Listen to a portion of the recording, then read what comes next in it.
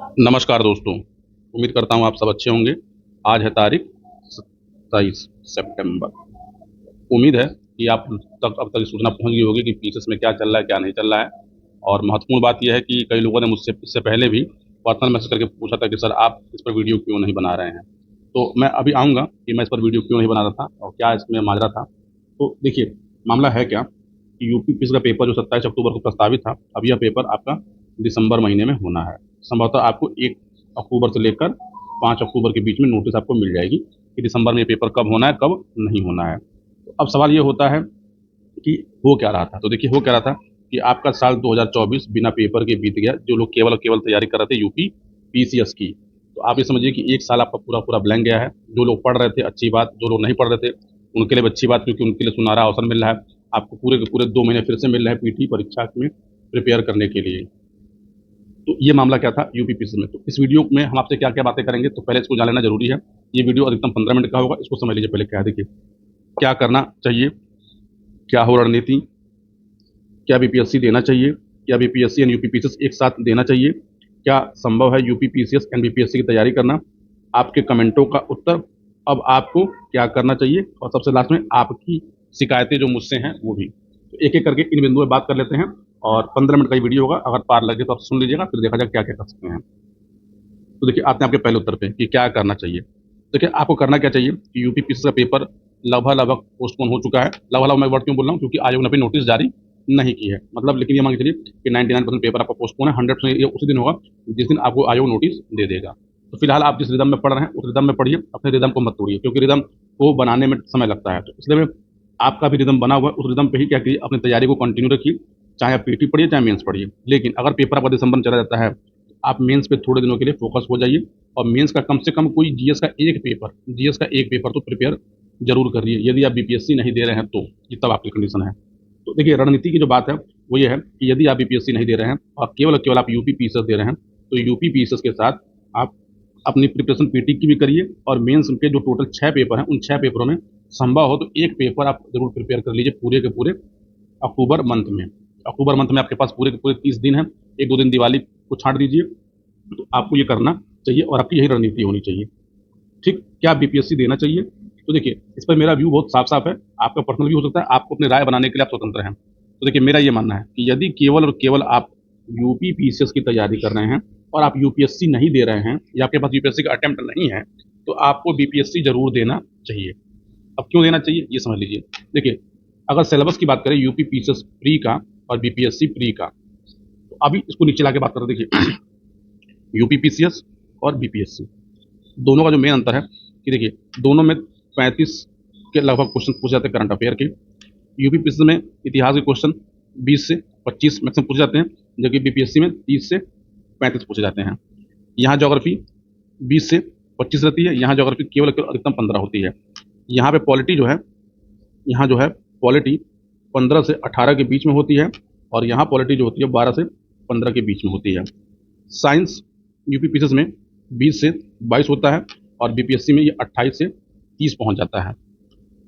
Environment, देखिए environment UP PCS में 10 से 12 क्वेश्चन होता है। बीपीएससी में इन्वायरमेंट अलग से ना पूछ के इसको ज्योग्राफी और साइंस में इंक्लूड करके पूछ लेते हैं ये लोग। ठीक, अब आता है बिहार स्पेशल और यूपी स्पेशल। तो देखिए, बिहार स्पेशल लगभग 20 से 22 क्वेश्चन हमेशा रहते हैं और यूपी स्पेशल में 4 से आपको 5 क्वेश्चन मिल जाए तो बड़ी बात है। तो आप ये समझिए कि आपका जो प्री का जो सिलेबस है, प्री का दोनों के प्री का आपके 80% सिलेबस दोनों में सेम है, दोनों में सेम है। अब ये निर्णय आप स्वयं करिए कि आपको बीपीएससी देना चाहिए या नहीं देना चाहिए। लेकिन अगर मेरी पर्सनल राय मानिए तो आपको बीपीएससी का फॉर्म भरना चाहिए, जो 28 सितंबर से भरा जाएगा और बीपीएससी का पेपर 17 नवंबर को प्रस्तावित है और आपके पास पीटी तैयार करने के लिए अभी पर्याप्त समय है। आप आराम से पीटी की तैयारी कर सकते हैं बीपीएससी की। हाँ, आपको बिहार स्पेशल पढ़ना होगा, तो बिहार स्पेशल के लिए आप कोई भी प्रकाशन की एक किताब उठा लीजिए और उसको 2-3 बार पढ़ लीजिए, तो आप आराम से बिहार में 10 से 12 क्वेश्चन सही कर सकते हैं और बीपीएससी का पीटी यूपी पीसीएस के कंपेयर में ईजी होता है। हाँ, 69 बीपीएससी का जो पेपर हुआ था, अगर उस पेपर को देखा जाए तो 69 बीपीएससी का पेपर बिहार लोक सेवा आयोग के इतिहास में सबसे टफेस्ट पेपर था और अभी भी बीपीएससी बोल रहा है कि हम पेपर उसी पैटर्न में बनाएंगे। उस पैटर्न पे अगर बीपीएससी पेपर बनाता है तो आपको थोड़ा डेप्थ में पढ़ना पड़ेगा, यानी आप ऊपर ऊपर पढ़ के प्री परीक्षा को पास नहीं कर सकते, ये आपको तय करना होगा। तो चलिए, अब आते हैं आपके अगले प्रश्न के ऊपर। ठीक, हम लोग अब देखिए क्या संभव है, हम लोग इस पॉइंट बात कर चुके हैं। अब आपके कमेंट का उत्तर। तो देखिए अब इस बारे में आपको क्या करना चाहिए। तो देखिए आपको जो करना चाहिए, इस पर आते हैं। तो देखिए आपको करना क्या है, आपको करने के लिए अगर आप केवल केवल प्रिपरेशन कर रहे हैं, केवल केवल प्रिपरेशन कर रहे हैं, इसका उत्तर आपके पास सीधा साधा है कि आपको केवल केवल अगले 5 से 6 महीने में प्रिपरेशन ही करनी चाहिए, क्योंकि दिसंबर महीने में आपकी लगातार 2 परीक्षाएं हैं।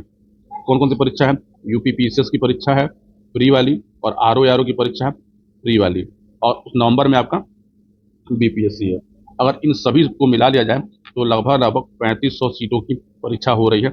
और यदि आप वन डे एग्जाम नहीं दे रहे हैं तो इस 3500 सीटों में से आपको अपने लिए एक सीट बनानी है।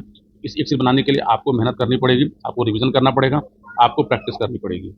ये है, और ये आपको करना ही पड़ेगा, तो आप इसको समझ लीजिए। अब आते हैं देखिए आपके कमेंट। आप लोगों ने कई बार मुझसे कमेंट किया कि सर आप कोई सीरीज चलाते हैं और उसको कंटिन्यू नहीं करते, बीच में छोड़ देते हैं, बीच में ये कर देते हैं। तो देखिए यहाँ पे एक सिंपल सा उत्तर मेरा ये है कि मैं किसी भी सीरीज को जब स्टार्ट करता हूँ तो वो सीरीज मैं आपके लिए स्टार्ट करता हूँ। लेकिन जब मैं सीरीज को बनाता हूँ तो मुझे आधे घंटे का वीडियो बनाने में, पहले बात तो मेरे वीडियो लंबे नहीं होते, मेरे मैक्सिमम वीडियो आधे घंटे से ज़्यादा होते नहीं हैं। लेकिन उन वीडियोज़ पे जब व्यूज़ 15, 16, 18, 22, 25, 35, 50, 100 आते हैं तो मेरा मन टूट जाता है। तो सीधी सी बात देखिए ये है कि कोई भी सीरीज कब तक चलेगी, कितना कंटिन्यू रहेगी, कितना उसमें मैं एफर्ट लगाऊंगा, ये डिपेंड केवल केवल आप पर और मुझ पर, 2 लोगों पर करता है। इसीलिए सीरीज को देखिए। हाँ, जिस दिन यूपी पीसीएस की नोटिस आ जाएगी ऑफिशियल, ये पेपर दिसंबर में होगा, मैंने आपको डेट बताया है कि इस डेट में आनी चाहिए। उस दिन से एक लोग के कमेंट था कि आपने यूपी पीसीएस का पीवाईक्यू करा रहे थे, उसको आपने ड्रॉप कर दिया है। तो जिस दिन नोटिस आएगी पीवाईक्यू का सीरीज स्टार्ट हो जाएगा, पीवाईक्यू आपको मैं यूपी पीसीएस की कंप्लीट करा दूंगा। हाँ, इसके साथ साथ मैं बीपीएससी जीएस भी कराने के लिए सोच रहा हूँ, लेकिन मैं इसको तब तक नहीं सोचूंगा कि मैं सोचता हूँ कि मैं कितने दिन करा सकता हूँ, कितने दिन नहीं करा सकता हूँ। उसके बाद ही इस पर निर्णय होगा। और बीपीएससी का निर्णय जो है वो आपके कमेंट पर करता है कि मैं देखता हूँ कि बीपीएससी का जो जीएस है या बीपीएससी पूर्वालोकन है उसको कराया जाए, कितने लोग उसमें इंटरेस्टेड हैं, आप कमेंट कर दीजिएगा, उसके बाद इस पर निर्णय होगा। तो ये छोटी छोटी बातें थी। और अगला वीडियो जो है वो है 69 बीपीएससी का जो पेपर हुआ था, उस पेपर का जो है एक एनालिसिस है, पोस्टमार्टम है, उसको देख लीजिएगा। ये वीडियो भी मैं आपको आज ही रिलीज करके दे दूंगा। और देखिए क्वेश्चन कैसे आए थे और हमें किन सोर्सों को पढ़ना चाहिए। पूरा वीडियो देखने के लिए आप सभी को बहुत बहुत धन्यवाद। और यदि आपको एफर्ट अच्छा लगा तो चैनल को लाइक, सब्सक्राइब, शेयर कर दीजिएगा। और यदि देखिए आपको वीडियो पसंद आए ना पसंद आए, लाइक या डिसलाइक जरूर किया करिए। ये करेंगे तो ठीक रहेगा। बाकी मिलते हैं आपसे अगले वीडियो में, तब तक के लिए बहुत बहुत धन्यवाद।